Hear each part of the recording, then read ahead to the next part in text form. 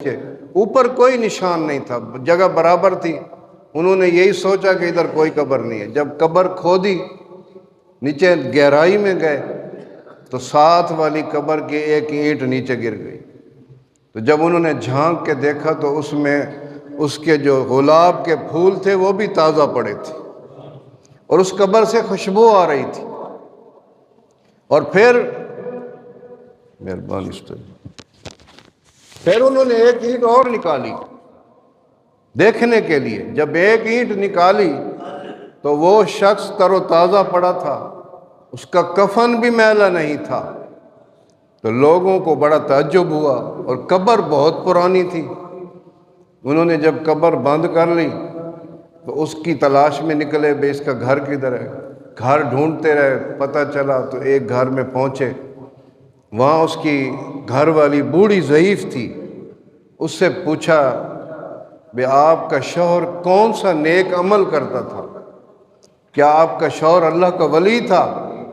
تو اس مائی نے کہا کہ میرا شوہر تو عام مسلمان تھا، سادہ سا مسلمان تھا، اس کو وہ تو قرآن بھی نہیں پڑھا ہوا تھا، نماز پڑھتا تھا، بس اللہ اللہ کرتا تھا، عام مسلمان تھا۔ تو انہوں نے کہا تو پھر ہم جو دیکھ کے آئے ہیں وہ کیا نظارہ تھا؟ اس کی قبر میں تو روشنی تھی، نور تھا، اس کی قبر میں تو خوشبو تھی، پھول بھی تازہ تھے، اس کا تو کفن میلا نہیں تھا، یہ کیا وجہ ہے؟ تو اس اماں جی نے کہا ہاں ایک بات ہے کہ جب وہ صبح کی نماز پڑھنے مسجد جاتا تھا تو جو قرآن لوگ پڑھتے تھے ان کو دیکھ کے دل میں کڑھتا رہتا تھا کہ کاش کہ میں بھی قرآن پڑھا ہوتا تو آج میں بھی قرآن پڑھتا۔ اس کے دل میں تڑپ تھی دین کی، قرآن کی۔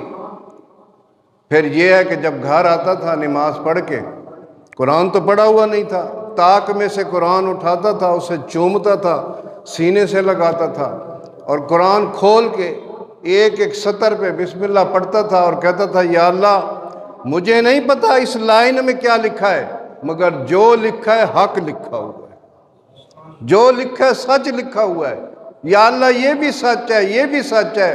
اس کا روز کا معمول تھا قرآن خالی پڑھا ہوا بھی نہیں تھا، قرآن چومنے والے کو اللہ نے یہ اعزاز دیا کہ اس کی قبر زندہ ہے، تو جو قرآن کا حافظ ہو اس کا کیا مقام، جو قرآن روز پڑھتے ہوں ان کا کیا مقام ہوگا۔